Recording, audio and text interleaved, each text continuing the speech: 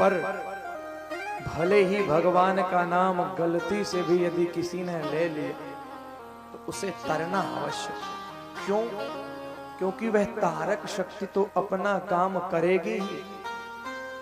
आपको पता है या नहीं है? वह तारक शक्ति तो अपना काम दिखाएगी ही। इसलिए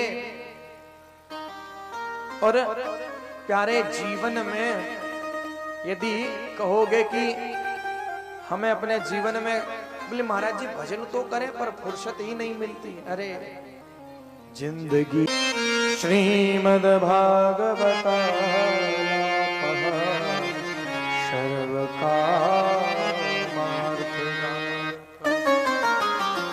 खुद से निकालना पड़ेगा। प्रभु की महत्व की प्रीति समझनी पड़ेगी। चाहे गलती से लो, बुरे से लो, भले से लो, भगवान कहते हैं हमसे नाता जोड़ दो। चाहे मित्र बनाओ चाहे शत्रु बनाओ, पर कुछ ना कुछ हमें बनाओ।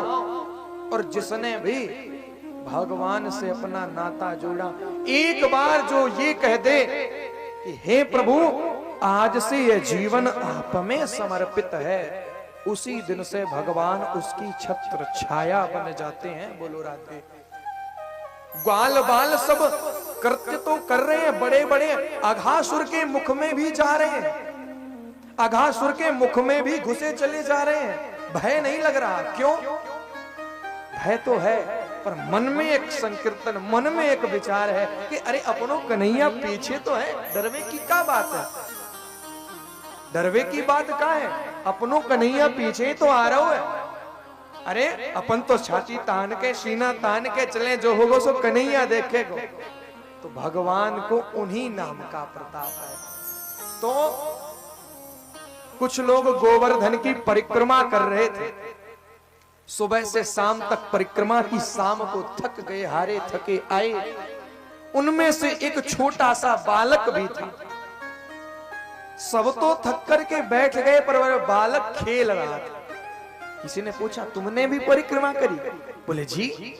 तुम भी पूरी? बोले जी। तुम थके नहीं? बोले हम कहां से थकेंगे, हम तो अपने पिताजी के गोदी के ऊपर बैठ गए थे, तो पिताजी ने हमें करा दी पूरी। अब देखो परिक्रमा तो उसकी भी हुई, पर बल उसका छेड़ नहीं हुआ, पिताजी के बल से। और जो अपने बल से थे उनका सब।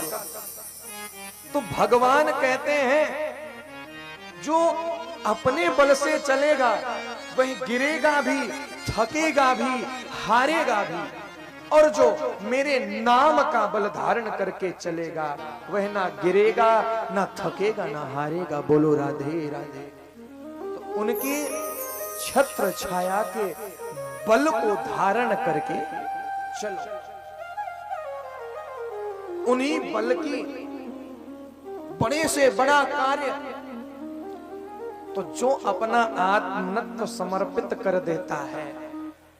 महाराज परीक्षित ने सुखदेव जी से प्रश्न किया, महाराज आप भगवान को समदर्शी बताते हो कि भगवान सबको एक समान देखते हैं, सबको एक समान मानते हैं, चाहे वह कोई भी हो, सबको एक समान मानते हैं,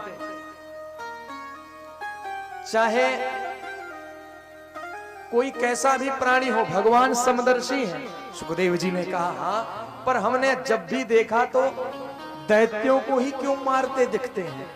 बोले एक ओर भगवान पक्षपात कर रहे हैं और दूसरी ओर कहते हैं हम समदर्शी हैं, सबको एक समान देखते हैं। अरे एक समान देखते हैं तो दैत्यों से क्या बुराई है। एक दिन दैत्यगण भगवान से बोले प्रभु हमारा भी उद्धार करो। भगवान बोले तुम हमारा भजन क्यों नहीं करते?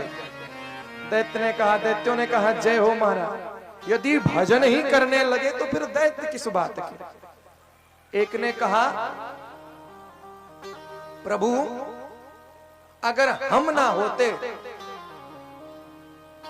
तो आज आप भी ना होते। बोले क्या मतलब? बोले हम जब उत्पात करते हैं तभी तो आपका अवतार होता है, तभी तो आपको आना पड़ता है, तो हमारा भी कल्याण करो, भजन करो।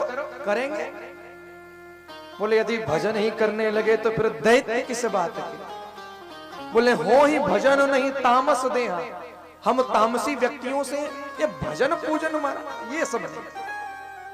बोले क्या कर सकते हो? बोले हम अपनी रुचि के अनुसार काम कर सकते हैं। क्या? बोले आपको गाली दे सकते हैं, आपसे लड़ाई कर सकते हैं, आपसे झगड़ा कर सकते हैं। अरे अपनी रुचि के अनुसार आपसे कर सकते हैं। भगवान ने कहा चलो ठीक है। तो भगवान उन दैत्यों के प्राणों को तो हरते हैं, पर एक ही बाण प्राण हर लीन्हा, दीन जान कर निज पद दीन्हा।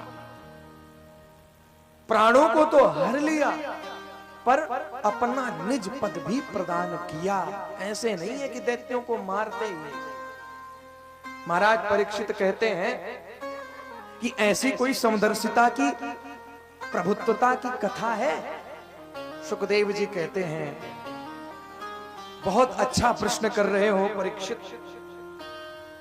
अब हम तुम्हें ऐसा इतिहास सुनाते हैं। बोले भगवान के ही परम भक्तों में गिने जाने वाले, भगवान के ही परम राक्षस कुल से हैं, पर भगवान के परम भक्तों में गिने जाते हैं। कौन? हिरण्यकश्यप के पुत्र, भगवान के अनन्य भक्त प्रहलाद जी महाराज हैं दैत्य कुल से, लेकिन भगवान के जो 12 महाभागवत है उसमें प्रहलाद जी महाराज को भी गिना जाता है। अब हिरण्यकश्यप, जब भगवान ने हिरण्याक्ष का उद्धार किया तो हिरण्यकश्यप तो भगवान का कट्टर बैरी बन गया। इसने मंदरांचल पर्वत में जाकर हिरण्यकश्यप ने घोर तपस्या की और तपस्या करके ब्रह्मा जी को प्रसन्न कर लिया। इतनी तपस्या की कि पूरे शरीर में सर्व आत्महान गास्नेन दीयता कल्याणार्थी भुजयेन सर्व कल्याणार्थ। इतनी तपस्या की कि पूरे शरीर में दीमक लग गई। ब्रह्मा जी प्रसन्न प्रकट हो गए। वरम ब्रूया, बेटा वर मांगो। तो कहता है मुझे अमर बना दो। ब्रह्मा जी कहते अमर तो हम भी नहीं, तुम्हें कहां से बना दें। बोले बेटा इसके अतिरिक्त कुछ जो मन हो सो मांगो, इसके अतिरिक्त जो तुम्हारी इच्छा हो सो मांगो। अब तो जो इसने सुना तो इसने वरों की झड़ी लगा दी, वरदानों की। न नीचे मरू, न ऊपर मरू, न अंदर मरू, न बाहर मरू। आपकी बनाई हुई सृष्टि में किसी सृष्टि से